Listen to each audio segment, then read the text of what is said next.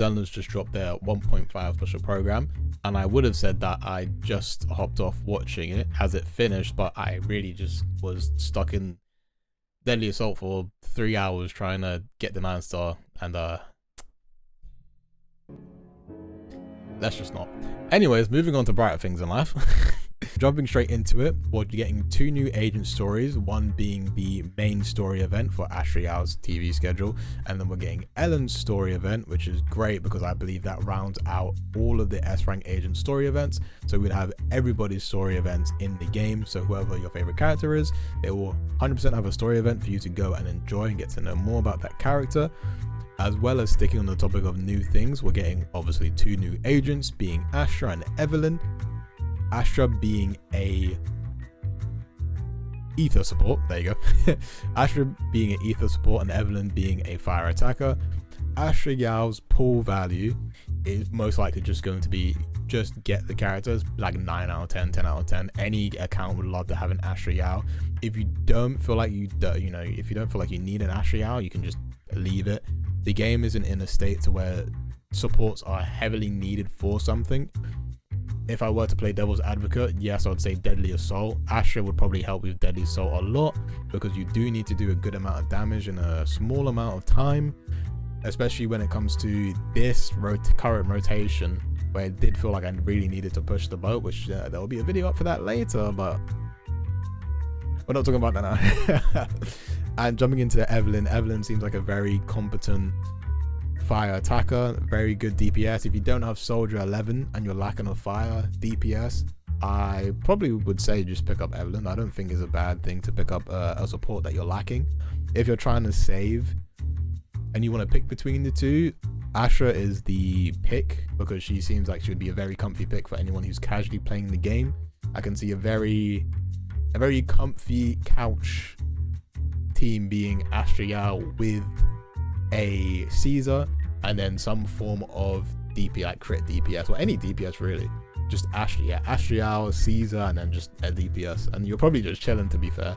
And we're getting their respective engines. I'm going to go on a limb, take it with a grain of salt, and say that Astra's engine is going to be universal for all supports, so I would just keep an eye on that when it comes out. And then Evelyn's probably going to be more geared towards the crit DPS, so definitely not necessary, but it'd probably be very interesting. Obviously it's going to be best in slot for her. If you really want Evelyn, then I would recommend probably just going for her engine anyways. I usually would recommend, if you're going for some form of DPS, just get their weapon if you can. If you can't, don't stress about it, just get it back on their rerun. Moving on to new things, still on the topic of new things, everybody's getting an outfit. I say everybody, there's only 3. So we've got 3 new outfits, 1 for the character that's not even out yet, and then 2 for the characters that we have. We have Astra Yau getting her chandelier outfit, which looks amazing, very smart, very demure. Then we have Ellen with her on-campus outfit, just school outfit, just casual, something chill. And then we actually have a free outfit that Nicole gets for a limited time, which then after becomes a paid outfit if you didn't get it within the time that it was free for. As well as the new is new and doing all the new stuff, we're getting a new bang called Snap. So yeah, if you wanted to catch your enemies in 4K, he is the guy. As well as new signal searches, obviously. We're getting the first phase being Astra Yau, and I believe it is Ellen as well on that banner for the rerun. So it'll be Astra and Ellen on the same banner, with Anbi and Corin being the corresponding 4 stars. As well as phase 2 being Evelyn and Ching Yi with their W engines, and the corresponding 4 stars being Anton and Nicole. We're getting 480 polychromes for free. I believe that's a check-in as well. So 3 pulls, but then we're also getting 10 master tapes and another 10 master tapes. So in total, we're getting, oh, excuse me, obviously so excited. We're getting 23 free pulls, as well as the typical 10 Boopon pulls. So quite a lot of freebies to go off of. But that's the end of the freebies, because now we're getting into the all new gameplay bits, and this is what I'm most excited for, apart from another thing which we'll get to. We got the Endless Tower. The Last Stand is essentially a expansion from what they've done with the latest iteration of the Battle Tower, which is the newest iteration, because it just came in, what, 1.3 it came in, okay? So essentially they're giving it a bit more oomph, a bit more substance, instead of you simply going into the tower and then working every 5 floors, you now work from every 10 floors. And it's not a situation to where you would get dropped all the way down to 25 once you've passed the, let's say the main floor you need to pass to get all the rewards. So if you're at 60 and you die at let's say, yeah, your benchmark is 60. If you die at like 64, you don't go all the way down to like 40. You now start at 60 and everybody's healed up. So every 10 levels you get healed, which is amazing. It's amazing for people who want to push and feel like there's a bit too much pressure. It's really good. Apart from that, they're also introducing, I believe it looks like a new currency called a Demon King, as either a badge or a coin. I believe it's a Demon King coin, and it does look like it's going to be used for something. They didn't tell us in the live stream, but if you see, if I put the exact point of the live stream on screen now, you'll see it in the top right corner. It says 1 out of 2. I'm just going to assume that it's going to be used for something for us to purchase, whether that be a title, whether that be maybe a badge, maybe it's something vanity wise. I'm going to assume it's vanity. I don't think it's going to be anything like you're going to get a crap ton of more pulls if you get a Demon King badge, or Demon Lord badge. But you can only get this badge if you do the floor without getting hit. So you need to do a floor without getting hit, and I believe it's floor 40 and onwards. Every floor you don't get hit on, you would get a Demon King coin or Demon Lord coin. I like to say Demon King coin, that sounds a bit better. You get a Demon King coin, and again, we don't know what it's for, but then you'll probably use it to get something else. On top of that, you're not going in raw, okay? You're not going in and the enemies are giga buffed. You're going in and you're allowed to pick a buff that you get to have for yourself, but that is also linked to a buff that the enemies get. So at least you have some form of way to fight back and have some control, a little bit of control in this crazy wacky battle tower thing they got going on. But this update is looking a lot more promising than when the battle tower was first introduced, because even now it just seems like it's heavily one-sided in the enemy's favor, but some people still manage to get past 100, even 999. But moving on swiftly, we then have the Hollow Zero Cleanse the Calamity addition to our gameplay. Essentially, it's just 6 stages for each of the characters that have gear in the new Hollow Zero game mode. If I remember off the top of my head, it should be Miyabi, Ellen, Yanagi, and Billy. I believe there's only 4 so far. Correct me if I'm wrong, there might be one more, but it's just off the top of my head, it's just those 4 that actually have gear for themselves. Just 6 stages, you run through it. They introduce a new enemy, which is just a variant of the Dead End Butcher. It looks like some mystic butcher. He's got some dark magic, so he's now close range and long range, so that should be amazing to deal with. But now we're moving on to a bit more of the meat of the live stream for myself, actually. So the arcade is getting an update. A new game called Mork 25. It's very chill. They said on the game verbatim, it's just a chill racing game where you're just trying to get, I think, as far as you can with just getting some buffs and unlockables for new vehicles and just more achievements, which essentially means just more free pulls for you to get if you want to play the game for yourself in the arcade. Speaking of arcade games, we're getting a bit of an overhaul to the Bizarre Brigade. I remember on launch that not a lot of people enjoyed it that much because I think it was hard to get into, but they said they did a bit of an optimization, a bit of an overhaul to the game. So they're making the easier parts easier, but they're making the harder parts harder. So it's going to be easier for you to get into, but I think from what they said on the live stream, it's going to get harder, or it's harder for you to, I guess, complete the later stages. So we'll see how that rolls out. They did say they introduced some new characters as well as new items and just a lot of new stuff in general, as well as a multiplayer function. So you can actually play with a friend. I believe it's 2-player. I don't think it's more than that, but everything's shared. So yeah, enjoy the arguments of someone buying something in the shop when they're not supposed to. I think that's going to be very funny. But for optimizations, they have a dynamic wallpaper update, which means that you can pick multiple wallpapers. You can pick the one you get from the event that we're going to speak about in a bit, and pick between any of the previous wallpapers you unlocked, and it can just cycle through those every time you open the menu.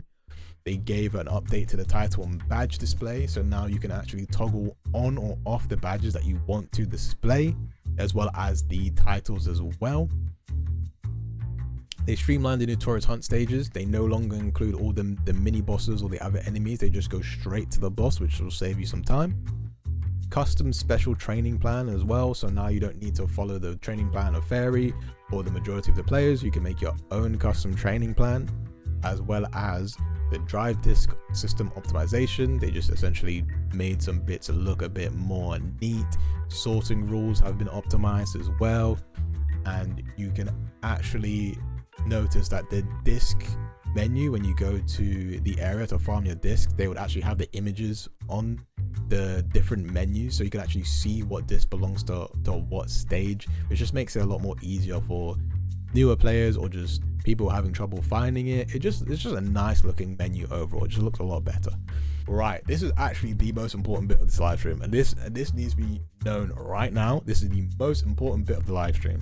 The Day of Brilliant Wishes event, right? So not only is this, it's essentially is a 2-in-1 event. So the first part of the event I'll talk about is essentially just Bang Boo X Infinity Nikke. If you know what the game is, essentially it's just a gacha dress-up game where I don't even know it much myself, but it just looks like you're having a dance-off with some other person in the story you're trying to beat, and you need to input certain directions to then beat that person in a dress-up dance-off of some kind. Essentially, you're doing exactly the same thing in this event. You get to dress up your Bang Boo with the various items that you're going to get from the event, which actually looks pretty interesting. And then you have a little dance-off by inputting certain directions. That's cool, but the main bit is the second part of the Day of Brilliant Wishes event, which is Bang Boo Fall Guys. I don't think they showed a lot of it in the live stream, but I kid you not, I'm actually going to be banging this out so goddamn much because I love Fall Guys. Like, it's a little bit of multiplayer, so I'm very hyped for that. Hopefully it's multiplayer. They didn't say, I don't think they said it was multiplayer, but you know, here's to hoping. You also do get the free Nicole skin in that Fall Guys event. So if you do want the free Nicole skin, you're gonna have to be banging out that Fall Guys event. Hopefully you don't run into me, because I am telling you right now, I'm going for broke. I don't even care if I have the skin. I'm banging out the game mode because it does look a hell of fun. Moving on, we have the fishing event. Pretty self-explanatory. It's just a fishing event where you're just gonna go fish and have fun. But you also do get a new background. You get a dynamic wallpaper with Bang Boos just chilling out and having fun. I believe Chingy is going to invite you to do some fishing championship, and you're just going to fish. You're just going to catch some fish, have fun, get some polychromes. All good.